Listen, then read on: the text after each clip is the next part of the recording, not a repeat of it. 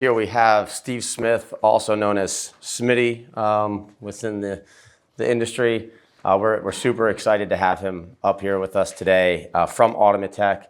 They are one of our strategic partners within the North America region, as they are, you guys have how many reps and all throughout North America today, right? Not very, 10 geographical, and then combined CB, which is kind of like a sister company. We can pretty much cover the whole country. Awesome. Yeah. So we've been working with AUTOMATECH for a number of years now, and couldn't be happier with our partnership as we continue to drive business forward. So thank you again, Smitty, for being with us.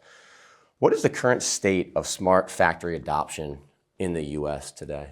Well, it's going to vary based on regions. It seems to be much faster in the Northeast. Where we live, or where I live, it's much slower in the Southeast, and everything in the South is slow, so we just seem to be laggers.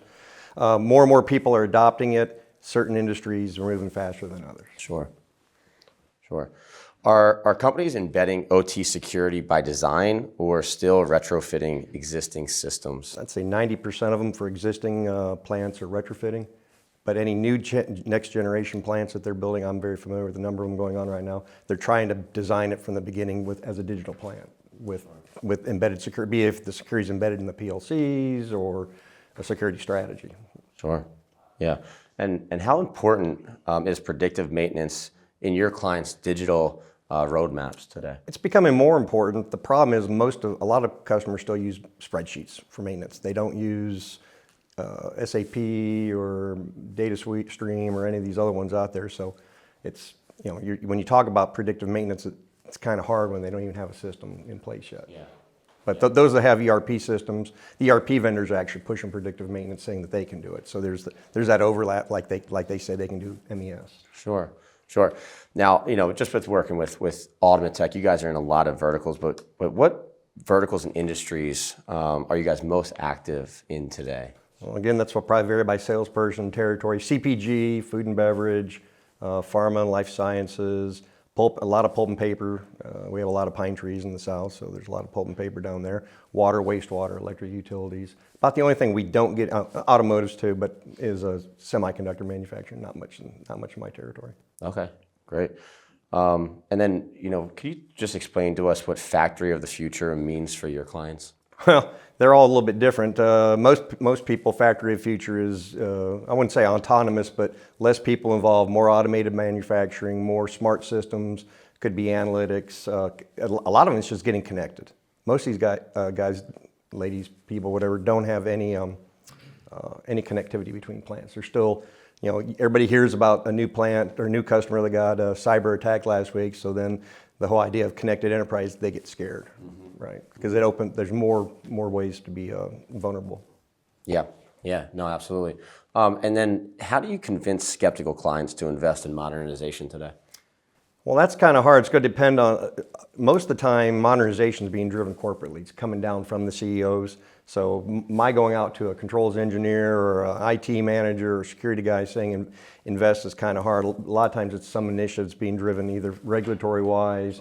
I heard somebody earlier was talking about some of the stuff that was going on being driven by different regulations from NERC and CERC and a couple other things. Those are driving probably, security initiatives are really driving.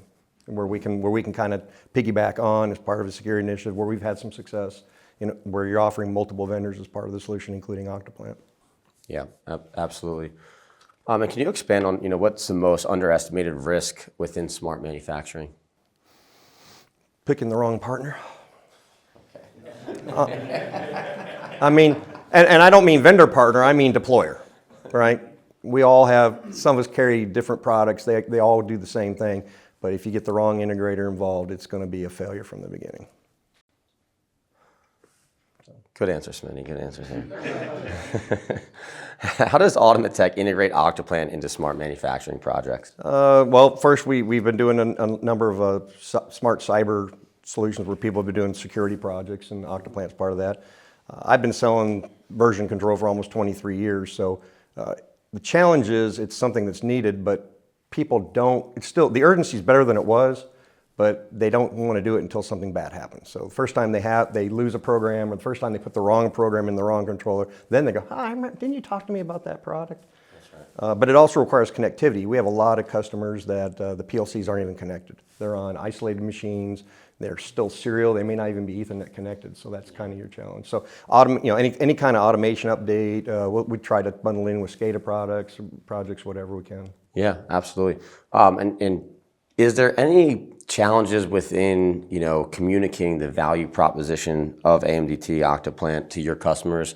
And can you kind of expand on what those may be and how we get around them? Well, I think part of the value proposition is just trying to solve some more of the other problems. I mean, the diamond that we saw yesterday, I think is going to be great in helping clarify the value proposition beyond. Most people will look at it and just say it's version control, it's disaster recovery, it's change management. And then you got the whole thing, change management, not just the product, but in terms of getting people to start doing this check-in, check-out process. That's a big change that you got to do corporately among people. So yeah, we're even seeing, surprisingly, change management means something different to everybody, right? So I think it's super important for us to make sure that we're all aligned, with our messaging, our value proposition, and how we can help the customers today, right? How do you see the U.S. manufacturing landscape changing over the next 5 years? Well, I think you're talking about you're going to see a lot of consolidation, continued consolidation. I think you're going to see some people they're going to shut down older plants, replace them with newer plants. I'm seeing a lot of that where I've got the next generation plant, the digital plant, or the plant of the future. We've all factory of the future. Everybody's idea, bakery of the future. I've heard it in every industry, right? Called out. So, and usually that requires some kind of level of connectivity that they didn't have, right? Usually it was still a lot of spreadsheets, a lot of double entry, right? We talk about the idea of the single version of the truth. This idea of unified namespace, whether across the Octoplant product or across anybody else's, that seems to be a bit, for data strategy, that seems to be what everybody wants, is some kind of unified data model that everybody can subscribe to. Absolutely, and that's what we're working towards, right? And I think I know the answer to this question, but can you share a customer project that really inspired you? Geez, besides UPS? That's the one I was thinking about. I mean, that one was driven by a security initiative. It was driven through my former employer. So I worked for a PLC distributor that happened to be a GE rep for 25 years, and we spun off. AUTOMATECH bought our software business. But I still do a good bit of business with my former partners, and they called me up, and it was a great partnership to solve a problem. The problem was about their network of the future, and they had a whole bunch of money available for cyber, and we were able to convince them that Octoplant was part of that solution. And it's a 187 site solution. It should be growing. They've been slow to roll it out due to, as you all know, they've had some layoffs there recently too. So. Yep, that's one of the largest deals that that we've had, and coming through AUTOMATECH and the partners, it does show the opportunity that's out there in the market with these enterprise level customers, and that's really what we're aiming for. So again, thank you for your insight, thank you for your time, Smitty. It's been great to have you here, and we look forward to the rest of the sessions. Thank you.